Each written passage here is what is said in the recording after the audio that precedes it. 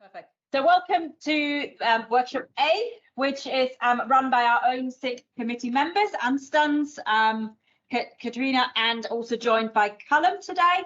And they will be introducing the great work of producing the induction standards for international social workers. And it's delight to say that some councils have taken it up and have embraced it, looking at the standards and have endorsed them. So please let me hand over to Anstance, Katrina and Callum and for this workshop. Okay. Hi, everybody. I am not a lecturer, so my voice will not sound like that, but I'll try my level best to sound, as loud as I can. So my name is Anstance Fometu, and I am the vice chair. There's 2 of us, the co-vice chair of the Diaspora SIG committee.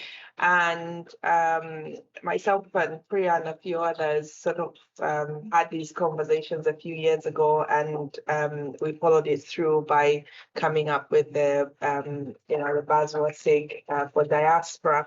So myself, I'm from Malawi. And I came to this country, I was just saying to somebody, I came here in 1999, so that's a long time ago. And I had black hair, and now I have red hair. I'm not so gray, So really privileged to be standing in front of you. And my other colleague is Katrina, who you can't see, but Katrina, do you want to introduce yourself? She's in the US, and she was one of the project lead on this particular work stream of coming up with the standards. So Katrina, do you want to introduce yourself? Yes. Hi, everyone. Can everyone hear me pretty good? Yeah. Very good. Yes, I'm in Michigan, USA. I've been providing HR consulting services with BASWA and the SIG. I have kind of like what you would say 3 hats. So I have been an international social worker. It wasn't with moving to the UK, but it was from the USA to South Africa. So I kind of wear that international social work hat. I'm now retired, but now I do global HR consulting. So that's what I love doing now. I do recruitment and EDI services as well. So I'm looking forward to sharing the standards that we have worked truly hard for you guys. And we've got plenty of feedback from other international social workers as well. And Callum? Hi, I'm Callum Gallagher. I'm a practicing social worker, and I'm also Assistant General Secretary with the Social Workers Union, which is a trade union especially for qualified social workers. And we work through our cooperation agreement with the British Association of Social Workers. Hi. Okay. So that's all of us for today, but there's so many people who worked on this project, so it's just we can't all be here, but so much again acknowledging the people who shared their stories. So some of these things did not come out of us just sitting around and writing it at the back of a cigarette packet, but it was people who responded to the questions that were asked. What is happening in your area? How were you welcomed? What could we do better? What can the employers do better? So a lot of the things have been touched upon by the other speakers, a lot of the same themes, same kind of issues. So what we found is that we don't want to repeat the same mistakes that have happened in the past. We want to move forward, as Mira was saying. We need to look forward to better things for those that are coming and those that are yet to come, because there'll be lots of people who will choose to move around the world. So this is not about saying perfect. We're saying it could get better, and let's make it even better for the people that are coming. So this was what the intentions of this was. Find out what's going on. What can employers do better? What can colleagues do better? What can we here do better for those coming and those that are here that are not getting the great reception in places where they are working. Lots of stuff was said before, and I'll pick on a few things that previous speakers said. The humanity, the Ubuntu thing is for me really important. We are all the same. wherever we go, we want, you know, in Southern Africa, I'm from Malawi, Zambia, we all kind of share. There's a saying, you knock when you go to someone's house, everywhere you knock. And when you knock, you say, Odi, and the person gives you permission to come in. And when you come in, they'll ask you either do you shoes, if you see shoes outside, what do? You either take them off. And if you're wearing trainers with lots of things, you're thinking, do I really need to take off shoes? But if everybody takes off shoes, you learn to take off your shoes. And if they say sit down, or if you're from Ghana, my husband is Ghanaian, it gets really confusing. I'm proper diaspora. My husband's place, they'll offer you water. And that water, you have to drink it because it shows that you feel welcome. Yeah. So there will be cultures exchanges that will happen when you knock anyone's house. So a lot of us who came from abroad, different countries, we come into this country, we have knocked, we have chosen to come in. And we are saying we are bringing something as well. We're not just coming empty-handed. We are coming with knowledge. We are coming packed with all sorts of different powers that this country does not even have an idea what you're carrying. But you knock in and they're saying, come in, because we do really want you. We've heard about your superpowers as social workers. We need you. And they've let us in. And, you know, I loved what Mira was showing, the light. You know, what are you bringing? What are you bringing? Showcase that. Don't let it be covered up because you feel, you know, I'm new. Find out what you can share. So really great stuff that we learned today. And one of my favorite saying is that a candle loses nothing by lighting another candle. Now, you think, who's the candle here? The person who's let you in or the person who's coming? Both of you, that is not a very good candle there. It just broke. So that candle needs lighting out. So what I want to say is that remember that you guys just candles and you don't know who needs more light, who needs lighting up, but we can do a lot of exchange in that sense. So this morning, I must say, I was really empowered by what we learned. Biggest word for me was get your accomplices. I thought that was like James Bond, like, yeah, or Bond, I don't know who we can choose, but we need people that we can actually work alongside with. And some of the questions that for this workshop, just to help you think about different things, and there will be questions in the chat room for those that are online. Please answer them as honestly as you can. And it would be nice to look at some of those answers because they do feed into the induction standards, and you'll find that a lot of the things that you're going through or others are going through, it'll be really nice to kind of discuss that. So in your groups, as we are, just shout them out if you can.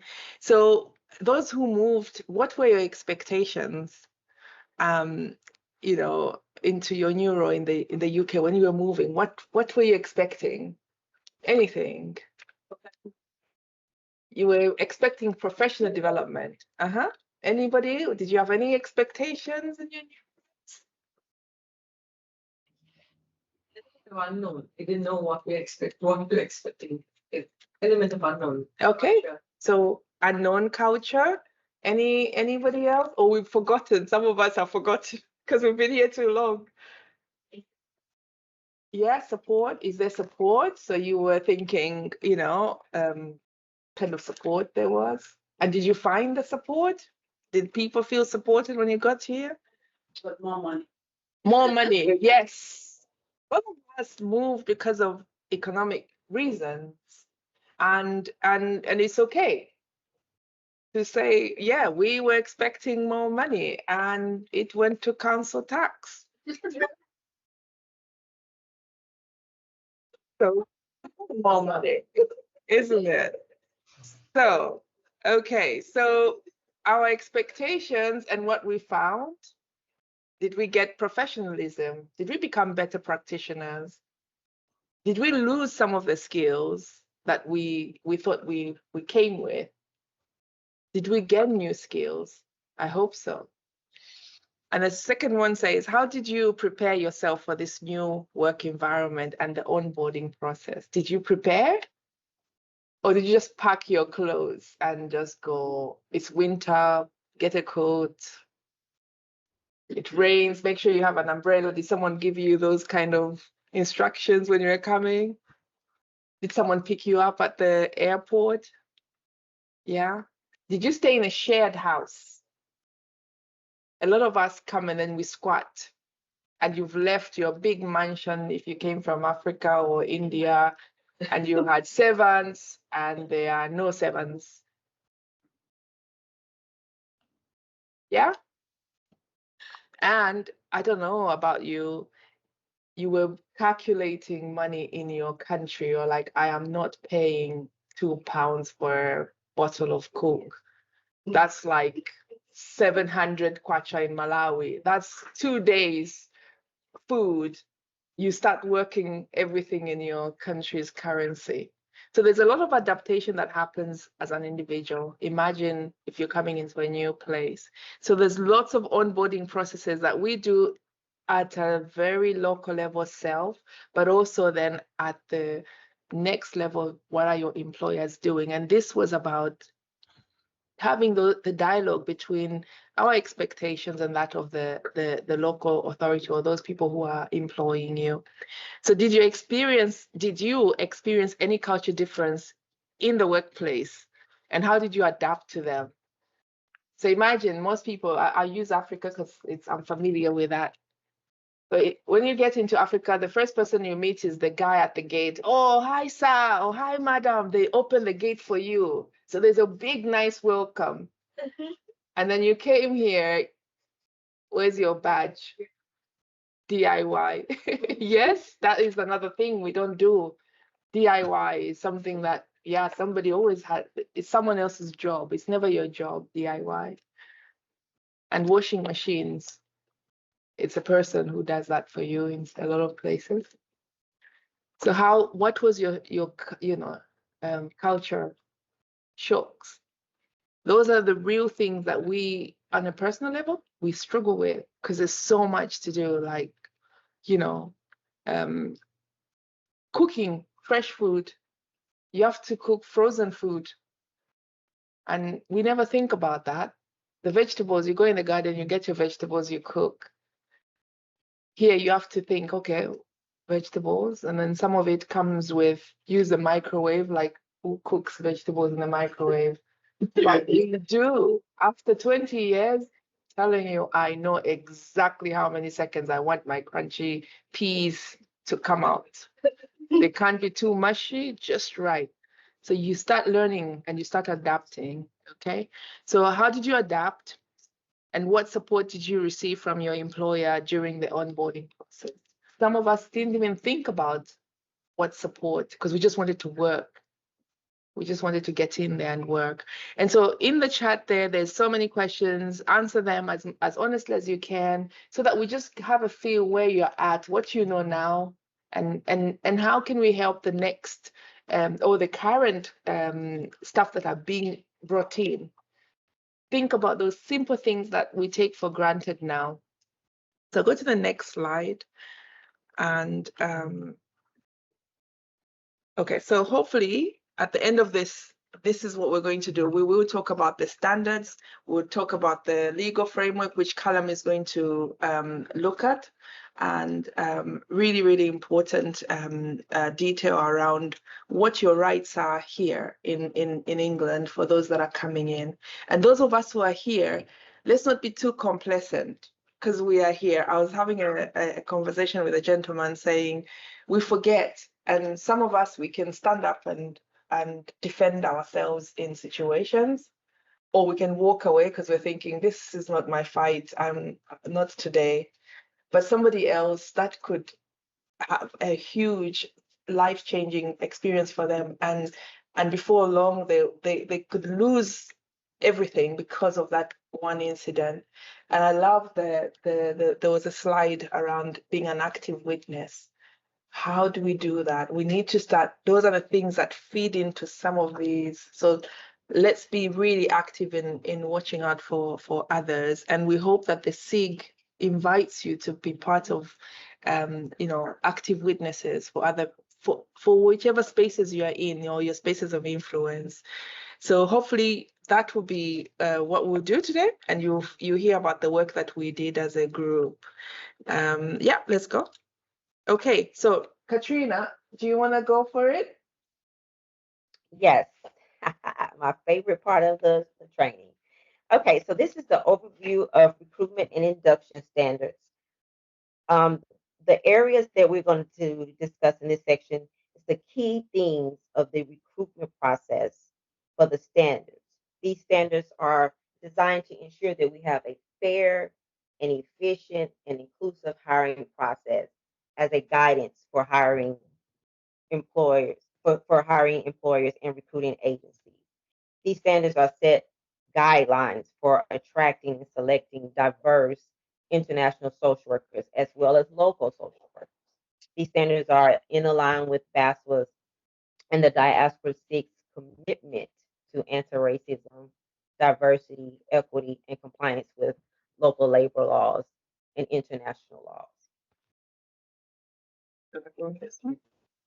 Yes, move The next one. Yeah. slide 10. Yes. These are our themes and the descriptions, and we have a few examples. And I have a quick stat. According to Social Work England, in 2021, the number of overseas social workers applied to work in England annually has risen almost threefold to 175%. So as you can see, these standards are really needed because we're going to be recruiting more and more international social workers. So under the themes, we're talking about the recruitment framework. This is the beginning part of the recruiting process. This is where you're engaging and you have an engagement strategy to make sure that you're sourcing diverse talent. Then you have the recruitment and mobility well-being support section. Do we have a question? I thought I heard somebody. Okay. This is the mobility and well-being support section, and this is in telling more of what is your relocation strategy. How are you helping your employees to transition to the UK? Are you assisting with emergency accommodation? What about transportation or childcare costs? That's one of the biggest things that we've heard in our working group is they get here and they don't have anywhere for their children to go to school, and they have to take off from work to do that. So are you accommodating those needs? And what other services are you willing to provide to ensure that they have a smoother transition? Then we have the inclusive induction framework. This is where you have a more comprehensive and culturally sensitive framework to ensure that you are onboarding international workers and having a culturally sensitive induction program. Then you have your employee review and assessments, and this is under the induction umbrella as well. So when you're onboarding them, and then you have them going through your induction program, how are you going to review and make sure that any skill gaps or language barriers that could occur to ensure that they're capable and able to pass whatever assessments that you have to make sure that they're doing their job to the best of their ability. And then we move forward to the retention. The retention is basically how we're going to retain. Are we going to provide a coaching program? Are we going to mentor them? Once you have recruited, how are you, I mean, what strategy are you going to put in place to make sure that you can retain these international social workers? Because if they feel like they're not being engaged, 9 times out of 10, they're not going to continue to want to work for that organization because they don't feel like they're getting career advancements or they're moving to leadership positions that they're interested in. I know in one of our working groups, one of the suggestions was having someone to buddy up with someone who came from overseas and to help them to navigate the company culture and some of the resources that are available within the community as well as within the workplace.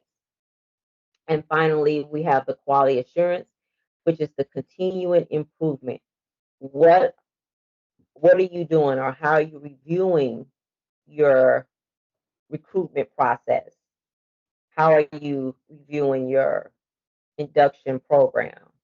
And what are you doing, or what are you willing to do to make those changes to ensure that this program is going to help with the best recruiting practices and the best induction program practices for your international social workers? Next one. So, yes.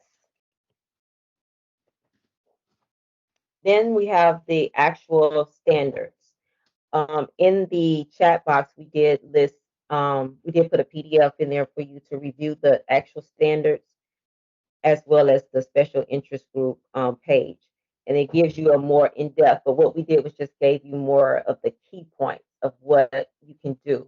So as far as the inclusive recruitment and selection, for you to tailor the recruitment process to make sure it's inclusive and it's fair. The employee and well-being support services, what type of programs are you willing to offer? Do you have employee assistance programs to help with the transition? Do you offer cultural or religious and mental health support services to ensure that they receive the assistance that they need when they're going through a tough time of trying to adjust to the community as well as their new workplace culture? Because it is hard to adjust sometimes to a new culture. I mean, I just remember when I moved to South Africa, and there were some real language barriers for me because I didn't understand certain things and they didn't understand what I was saying, even though I was speaking English. I mean, an example is I ended up getting poison ivy when I was over there in South Africa, and I was asking them, where do I go to the pharmacy? Where do I go to the pharmacy? And they was like, oh, you go to the chemist. And I was like, chemist? Are you sending me to a chemistry lab? But that was just a language barrier. I didn't really understand what they were trying to say when they were really saying, hey, that's kind of like pharmacy here. But I was kind of scared because I'm like, they're sending me to a chemistry lab. So my best friend had to tell me, no, that's the pharmacy here. So sometimes you just need someone that can kind of, help you to understand that culture better. The comprehensive induction framework, we just want to make sure that it's structured, clear onboarding process for inducting your international social workers, and how you are assessing them. So, they don't feel like because they're from a different culture that they don't understand or they don't know how to do social work when they've been practicing. It's just sometimes it's a cultural or language barrier. The knowledge and skills and evaluation, make sure that it's effective in a timely evaluation of their qualification skills and how they're applying it during your induction program. And then the fifth one is the inclusive formal assessments. Ensure assessments are inclusive and culturally sensitive and fair. Next slide, please. Anstance will do the final 5. Just to add on to what Katrina was saying, to ensure assessments are inclusive, it's not around coming in to change what the assessments are. It's just making sure that the language, she gave an example of a chemist or a pharmacist. In other countries, they won't use child sexual abuse. They'll just use child defilement. So imagine you get someone is writing defilement. It won't compute somewhere else because the language, just small little things to kind of check the terminology is right and correct it in a very a respectful way, and not saying you don't know. It's okay, we don't use this, we use that. So when you pick those things up, it's just good to say, oh, this assessment is rubbish, we can't take it to court. It's actually saying, this assessment is good, however, we don't use this language, and be really open about it, because that person will learn and won't know to use particular terms that are not used here. So those are the kind of things, the detailed discussions behind why we need to look at assessments and the language that is required in those words. We don't use rape very easily in England. We would use sexual abuse or sexual, I don't know, molestation. There are certain words we don't use, but in other places that is the words that they use. And you know, coloreds in South Africa, being a colored is a thing. It's not here, so they might use certain words that here might not necessarily be acceptable. So lots of little tweaks that help people settle in, but be honest about it and say, yes, we do have a few differences here and there. So some of the themes that came out was cultural sensitivity around social work learning and development. Some people are coming in, they used to run, you know, departments, and they are going to start at the bottom. So you need to also be sensitive to that person is used to being a leader. How do you work with that person? And you might think, oh, it's their ego, but actually when you look at your leaders, you work differently, and the way they present might be too, you know, cocky if you want, but actually they're just confident because they are used to running places. So we need to be able to say, okay, how do we develop this person where they are at now and support them through that process? Imagine how they feel. And then you have to manage someone who used to manage a whole organization. You would also feel uncomfortable thinking, oh my God. And if you make mistakes and they see it through, because they used to manage somebody like you, there's so much exchange that we need to be so open about that humanity that we all have, the egos, all these unconscious biases we'll have. You know, they talk about 1% men coming in. Imagine Black men, mostly, and I'm sure, unless they're from Ireland, there will be Black men coming from Africa. We have a thing about what a Black man comes in as. They'll come in with their confidence. Oh no, they're aggressive. They'll speak loud if they're from whichever country. I'll choose one they're from Nigeria. They'll come in. Michael is not loud. I'm probably louder than him. I'm sure you've noticed. Michael is loud, and he is Nigerian. He's so soft. But imagine you get someone, we have a thing. I say, oh yeah, oh, they're so nice. And oh, they're from India. Oh, they're so subservient. They're so quiet. They're easy to work with. You can tell them what to do and they'll just do it. Because we think Indian men are nice and soft. Other Indian men are smiling, going, ah. I know we are not. So you should honestly. He's not. Look, he's smiling. He's actually smiling at me. He's not saying anything. But I'm saying we have our own unconscious biases that we think we know people and we don't. So give everybody a chance. So 1% of these male social workers, soon they're going to be directors. They want to be managers. They're a threat, aren't they? So we need to think about some of those unconscious biases. So when you're creating a learning and development plan for, you know, through your supervision, think about where they're coming from, your own biases, and when you look at their CVs, and believe me, we check their CVs. If you're a manager, you look at the people that you're coming, okay, I want this one, I want this one. Oh, this one might be trouble because he was running, you know, 3,000 people organization. I don't want them. We do those things. So really think about, well, how do you support those people if you're in that position of making decisions for them? Be honest about how you feel, and they'll be honest about how they feel. So there's also continuous, again, it touches on continuous professional development.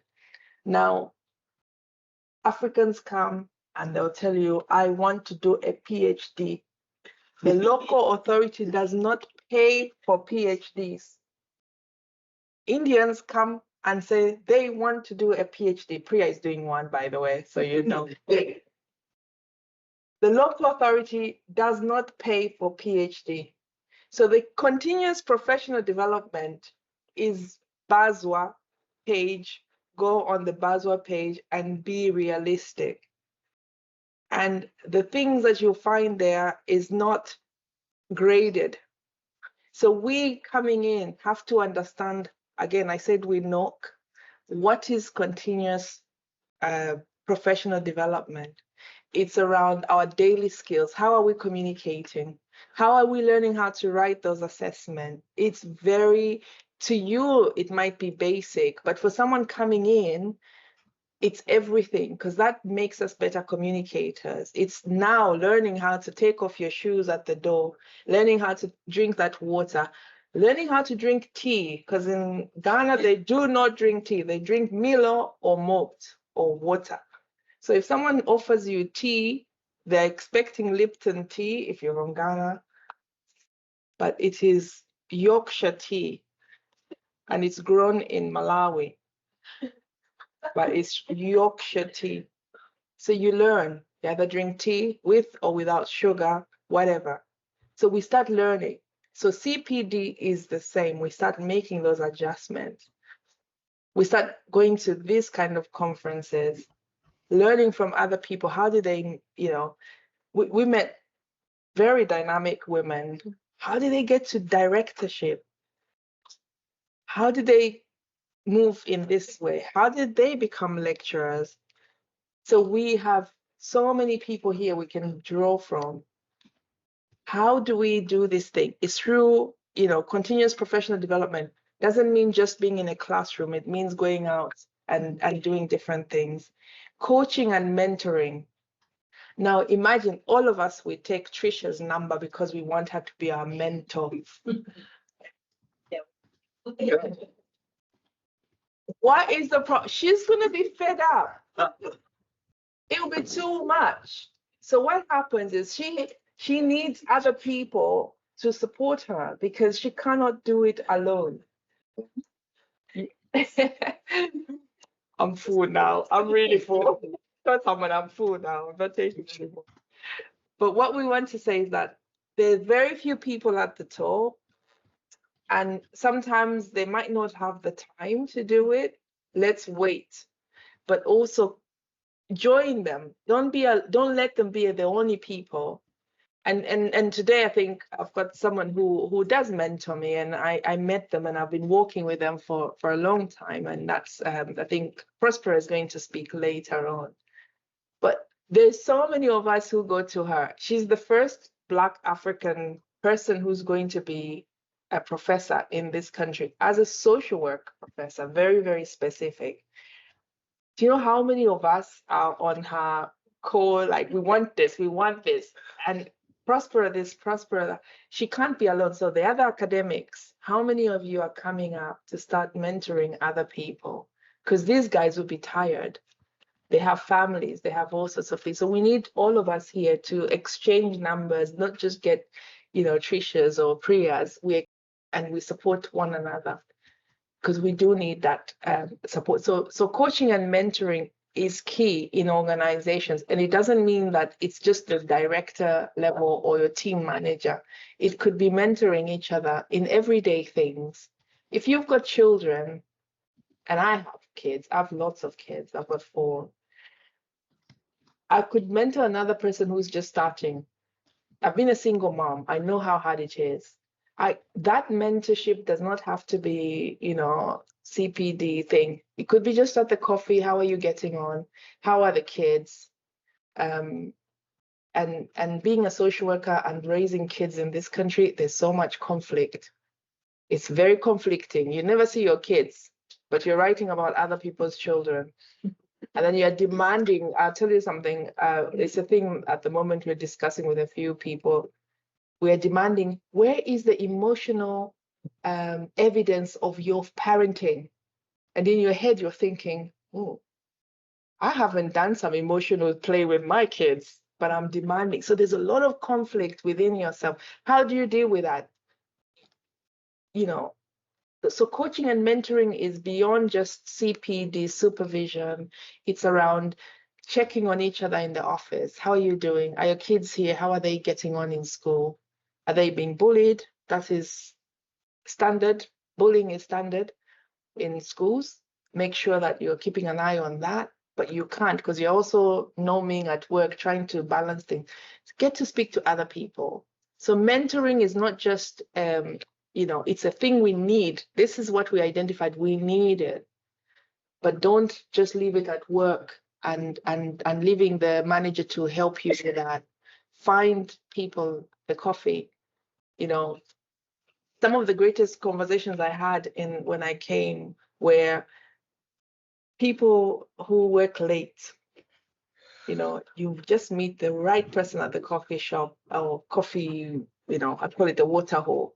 And then you go there and then someone says, oh, what are you still doing here? So I've got this to finish, but I also have to rush and pick up my kids because I've got this deadline, that deadline. And someone gives you some advice. Or, you know, the cleaners were usually the last people to come in. They always know where the best baby childminders are. Why? Because they're cleaning and someone is looking after their kids. So you just don't know who's going to give you that information. I need to stop. I can speak for Africa. So here, so quality assurance is something that we do need to think about, and how you approach that is really important. It needs to be done sensitively because you're talking to people who are experts themselves. So you're telling them this is not good enough. How are you going to make sure and you support them to reach that quality? So there's a lot of exchange. It's about teaching, exchanging knowledge. So I will skip everything because I've been told we've run out of time, but I'll go to the employee transition and well-being. We'll share the rest of the slides, but this part is really, really important. And I think everybody has spoken about it. For a lot of us who are coming in, all social workers know Maslow's hierarchy of need, okay? Basic stuff. We start with the things that are personal, mental, but it's about housing. Where are you staying, okay? The cheapest places are not necessarily the place that you would like to live yourself, especially being a social worker. Most of your clients, not all, could be staying there. So you go and stay in a place where probably there's a lot of social deprivation, nothing wrong with that. But you have to think, where am I going to stay? So when you look, you have to, as social workers, we need to advise people and be honest about where you can stay and not stay. Why? Because we know where most of our clients are at. So those things, that information is really, really important, and we need to be open about it. Class is a huge issue in England.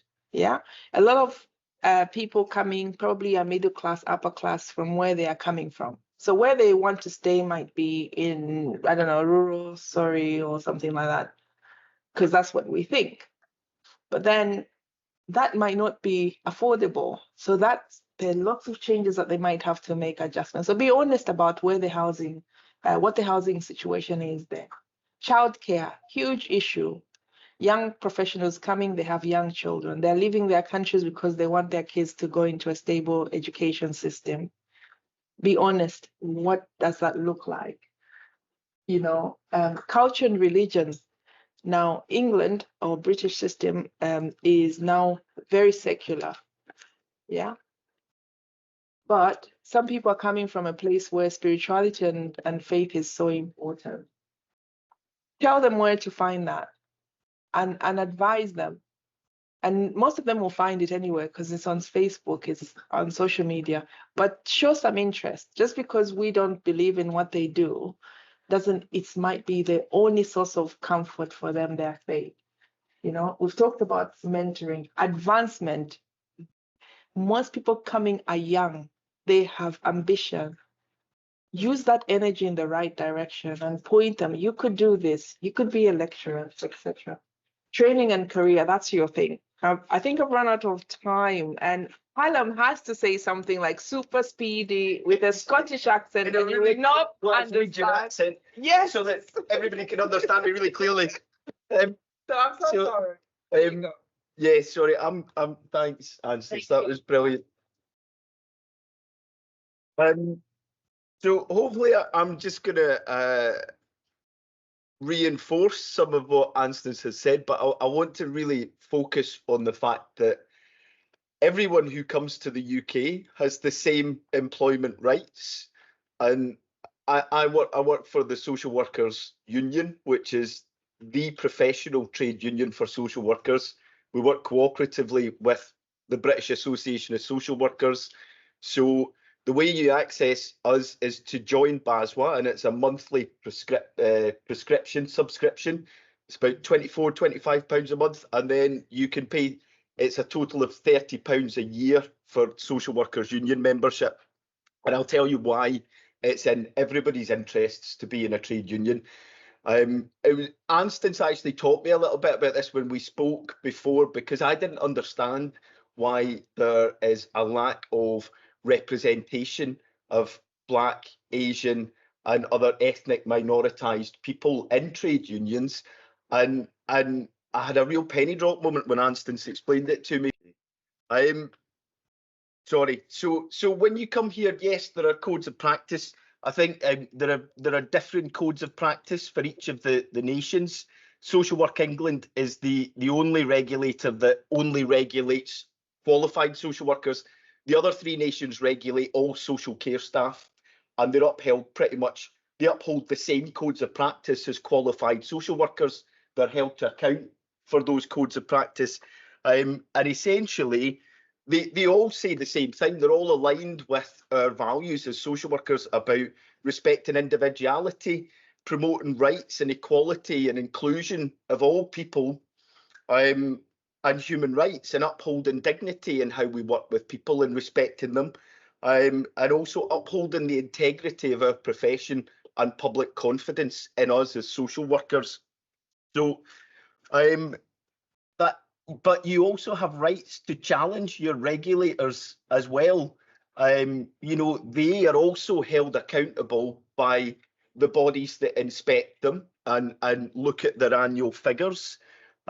So, you know, in England, it's the Department for Education that's responsible. In Scotland, it's regulated by the Care Inspectorate. In Wales, it's the Care Inspectorate for Wales. In Northern Ireland, it's Regulation and Quality Improvement Authority. So, you know, if you encounter problems that your employers don't take seriously, that you feel that you've tried to escalate, and they're not going anywhere, you can actually go to your regulator as a prescribed person. It would be classed as whistleblowing, which you get protection for. I'm going to rush on to the legal framework of why being a trade union, or, you know, being in a trade union, it's pretty essential in the climate that we work in social work, in social care. We encounter a lot of conflict in communities. We come into conflict with our own values, conflict with organisational and government agendas. And actually, you know, you will benefit from accompaniment and representation if you're ever subject to employment procedures.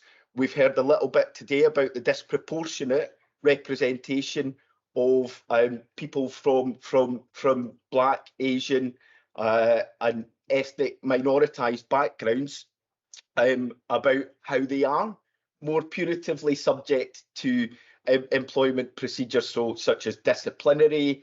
You know, you might even have raised a grievance about being treated in a racist fashion at work, and then you might find that your employer has not dealt with it fairly or appropriately. And that's when I would recommend that you draw on the support of a trade union official. So we have a highly skilled advice and representation team, which is part of BASWA. It's part of the Social Workers Union. Everyone who's in that team is a qualified social worker. They've all been in your shoes. They understand what it's like to be under pressure every day at work.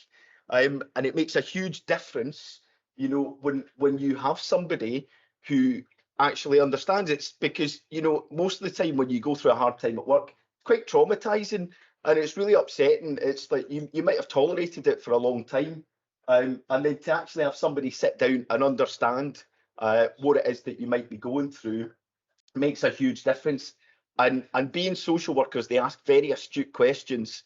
I'm winding down now, but I'm not going to go through all of the legislation. I did have notes on it, but these are the pieces of legislation that uphold your rights as an employee in the UK. Really fundamental. mainly the Employment Rights Act, the Health and Safety at Work Act, and the Equality Act, which of course outlaws forms of direct and indirect discrimination. So I just want to give you a little summary of that, and then I'm going to finish. Thank you, Michael. I'm a technical Luddite. So the 9 protected characteristics of the Equality Act is age, disability, gender reassignment, marriage or civil partnership, pregnancy, which also means that you must have time off. You're allowed time off for your antenatal appointments, 6 months post-birth. That includes your maternity leave. Also race, which is, covers colour, nationality and national origins. And a religion, which includes religious beliefs or lack of beliefs. You can't be persecuted for either. You can't be treated unfairly. Sex, so whether what your gender, and your sexual orientation, and that's about it. So direct discrimination is when you're treated worse than another person because you have a protected characteristic in the Equalities Act. And indirect discrimination is when there's a policy that applies in the same way to everybody but disadvantages a group of people. So it doesn't take account of your cultural needs or doesn't take account of you as an individual or a small group. So essentially you're being disadvantaged because you're being I think Anstance has set out the cultural context really well. And I'm going to finish off with my last slide, which is, being in a trade union assures you to accompaniment and representation at formal meetings with your employer. You can't rely on a community leader to represent you at a formal meeting. It's very stringently underpinned by legislation in the UK. That's the Trade Union Labour Relations Consolidation Act. So we're an independent certified trade union under Section 5 of that. And you're entitled to accompaniment at employer processes under Section 10 of the Employment Relations Act. And that's it. That was a whistle stop. So join a trade union, join a professional trade union that understands what you do, and one that also shares your values about, equality, human rights and justice. Let us say thank you very much